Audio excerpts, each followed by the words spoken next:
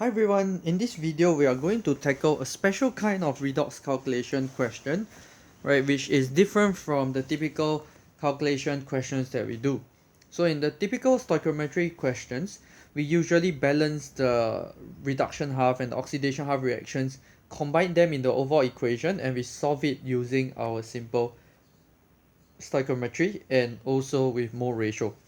But there are some cases where you're only given the reduction half reaction, right? And you're told that one of the species is oxidized, and the ratio of these two species is 5:1, for example. So what we are going to do is we are going to take uh, our Fe2 plus to Fen plus and write it as our oxidation half equation over here. So we don't know what the value is right now, but all we know is that Fe2 plus is going to be oxidized to Fen plus. And what this means is that I will actually lose a certain number of electrons. So to balance this, I know that I should have two electrons eventually.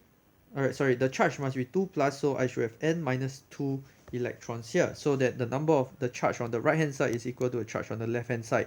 So the next thing that we are going to do is we are going to look at the mole ratio. So what this means is that the amount of MnO4 to Fe2 plus in the overall equation should be 5:1. Sorry, the amount of Fe2 plus to MnO4 minus should be 5:1. So the coefficient of this should be 1, okay, which is correct, and this should be 5. So I will actually multiply this by 5 to get 5 here, 5 here, and 5 here.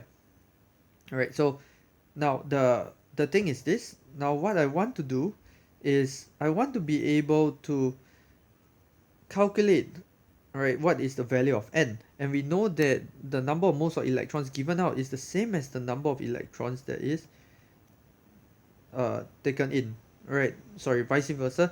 The number of electrons given out by the oxidation half is the number of electrons taken in by the reduction half. So 5n minus 2 is actually equals to 5.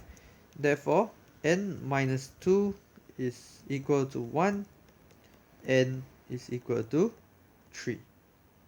Alright, so this is how we can solve for the value of n.